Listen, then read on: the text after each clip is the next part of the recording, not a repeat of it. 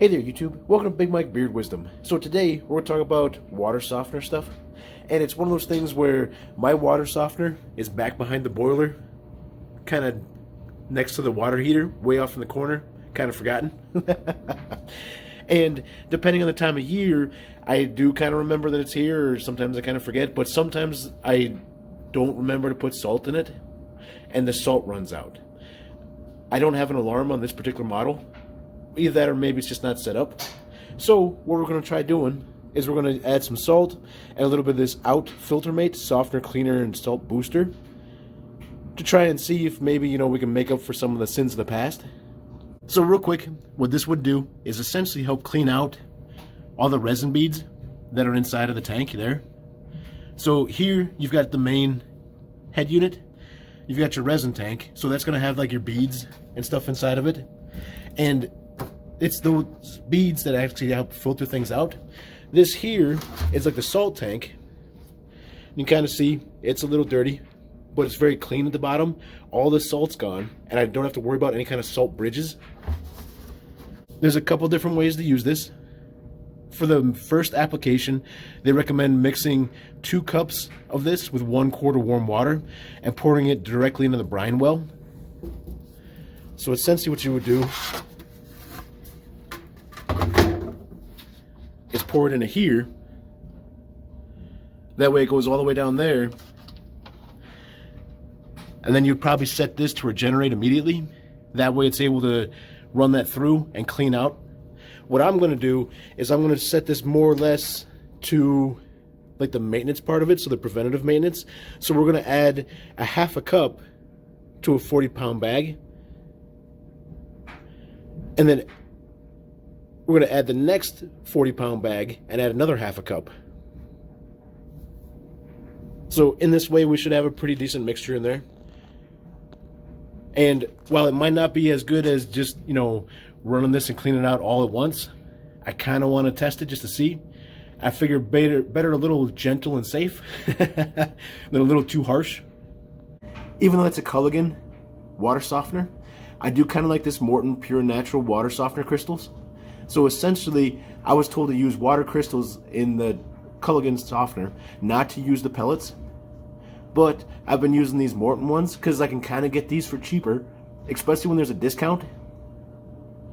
And then this bag is pretty handy. It's got a nice little corner that tears free at a diagonal, and then an extra little handle here built into the bag that makes it really easy to pour. Alright, so first 40-pound bag's in. Now we're going to go ahead and we're going to add a 1/4 cup of the out filter mate. Now this stuff is like possibly kind of dangerous, so I definitely recommend wearing gloves and then wearing eye protection. So it's a no joke kind of thing if it gets on you, and no joke kind of thing if it gets in your eye. This is a powder, so you want to be kind of careful of inhaling any of the dust as well. Alright, so kind of sort of mostly a 1/4 cup. I'm just going to pour that down and in.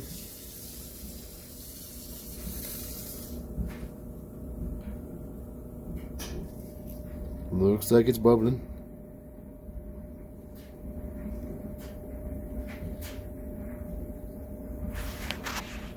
And then we'll go ahead and we'll add the next 40-pound bag and another 1/4 cup. Second bag's in there. Go ahead and add this one. Maybe spread it around a little.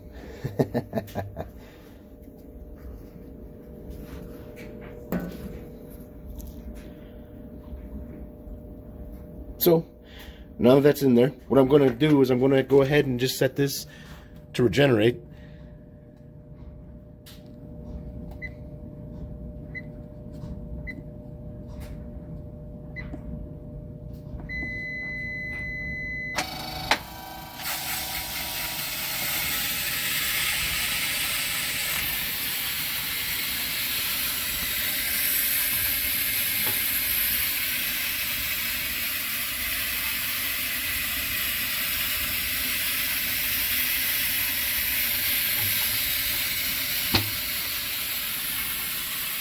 So like that little bit of brown stuff back there.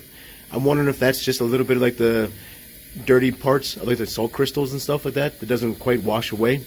But it's not a bad idea to clean this out too.